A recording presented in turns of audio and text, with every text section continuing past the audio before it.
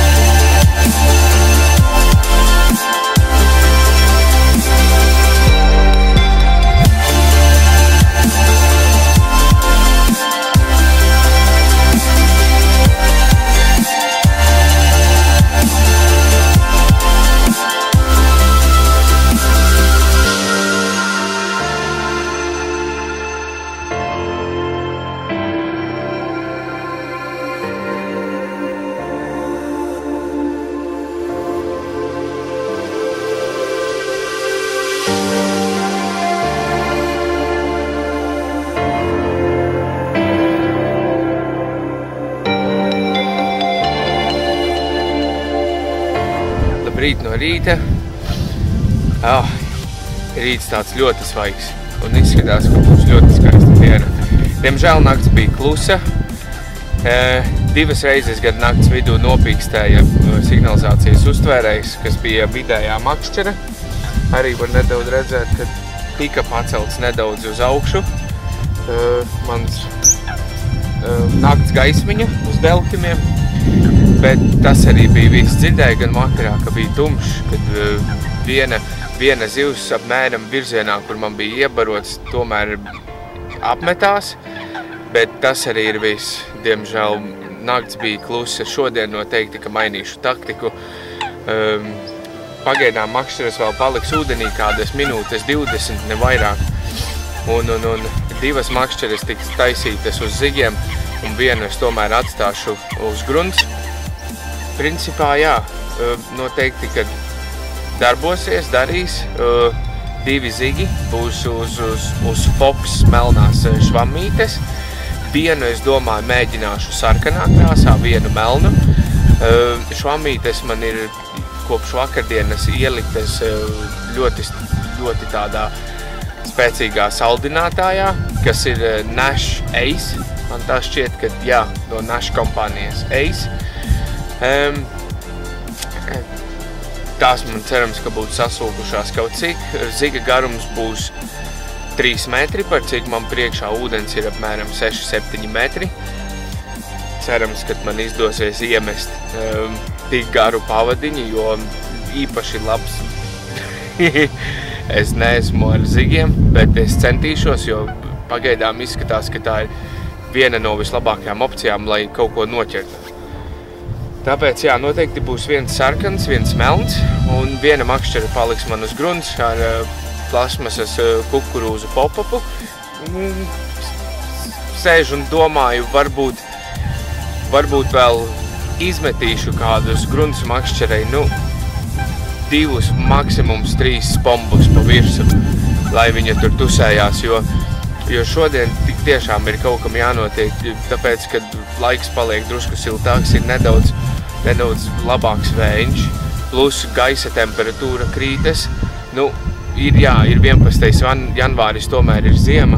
Šeit jūtas tiešām kā pavasarī šodien, un es domāju, ka viņām vajadzētu piecelt savu galvu un nedaudz parakņāt tās dūņas un parakņāt to, ko mēs viņām dodam.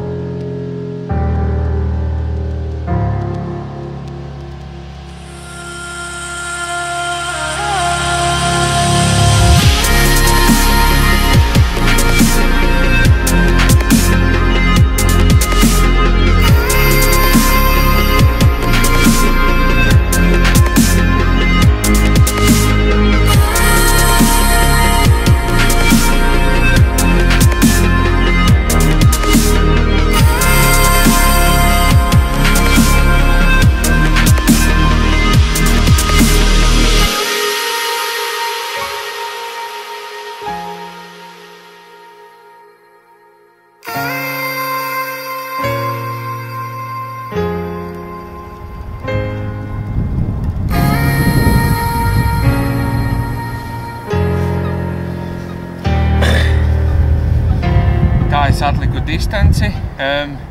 Distances tiku garums ir makšķeres kāds, tātad tie būs 3,66 metri. Uzliku es 20 makšķeres, kas būs aptuveni 80 metri.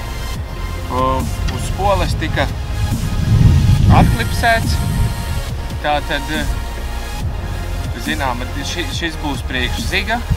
Pa virsu es neko viņam nespadošu, bet pats galvenais, tik tiešām pats galvenais, ja arī jūs šādi darat un makšķerējat uz distanci un arī, teiksim, spodojat uz distanci, pats galvenais ir vienmēr jātrāpa tā, lai aukla atsitās metiena laikā, lai viņa atdurās pret klipsi. Tas ir pats galvenais, jo kāda jēga spodot ārā, teiksim, šos 80 metrus, jā, bet tad, kad jūs metat ārā ēsmu, viņa iekrīt 70 metros, vai pat 65 vai 60, un pie sevs nodomā, ja jūs atnāks, tad būs labi. Citreiz varbūt viņa atnāks, citreiz neatnāks. Viss atkarīgs ir no tā, kāda ir grunts, un vai jūs makšķerējat uz kaut kāda neliela grants pleķa starp zālēm, tad ir jābūt ļoti akurātam. Tad, noteikti tas tā nestrādā, bet priekš distances makšķerēšanas vienmēr ir jāpārliecinās par to, lai jūs atturēties pret klipsi.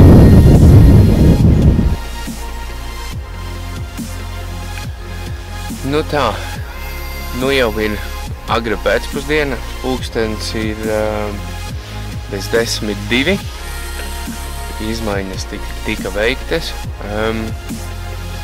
arī tika izspodots mans pēdējais spodmiks, kas sastāvēja no kaņepju sēklām, parastās kukurūzas veikalā pirkta saldēta un mainline seld 10 mm boilām un pa virsu vēl uzlēju nedaudz seld šķidrumu. Pirms es podoju ārā, es atļauju viņam, lai stundas 2, 3 vismaz viss labums sasūcās visur iekšā. Jā, izmaiņas ir tādas, kad labā makšķere ir apmēram 80 metri ārā, apmēram 2,7 metri garu zigu, melnā krāsā, kas ir Fox melnās švammītes, piesūcinātas viņas ar saldinātāju, ko jūs pirmīt minēju, tas ir Nash Ace. Un vidējā makšķere ir apmēram 100 metri ārā, ar 3 metri garu pavadiņu, bet galā ir sarkana švammīte. Aktivitāte uz viņa bija, jo noteikti, ka putni redz, pāris reiz raustīja, noteikti, kad aiz švammes, jo viņa apmēram atrodās pusi kaut kur, pus dziļumam pusē. 3 metri, ja tur ir 6-7, tad varētu būt. Un tad labā makšķere ir tā kā nedaudz zemāk. Un kreisā makšķere ir atstāta tomēr uz parastās kukurūzes, viena kukurūza kā pop-ups. Distanci izmainīju tomēr arī 80 metri, vairs nelidinu 100 metri, jo īsti tā neuzskatu, kad ir baigi lielā jēga, jo ja visi brauc šeit un makšķerē 100 metri, tad tā zivs jau ir pieradusi pie tās distances un kur parasti baro viņu, tāpēc izdomāju panākt nedaudz uz sevi. Bet, jā, pagaidām klusums, neko neesmu redzējis, ka rādās. Kaimiņi man kreisajā malā 2 čaļi, tie tikai tīri uz zigiem, arī dažādos dziļumos.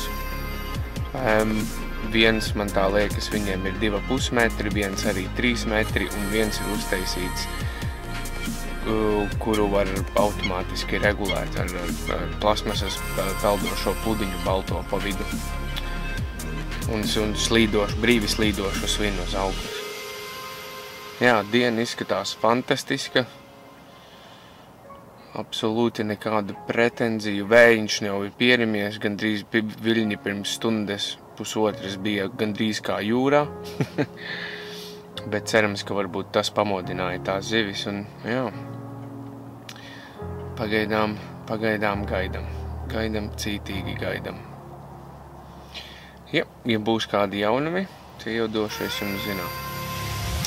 Noteikti uz tikšanos ļoti drīz, bet pagaidām mana kafija jau būs atdzisusi, pagaidām tā.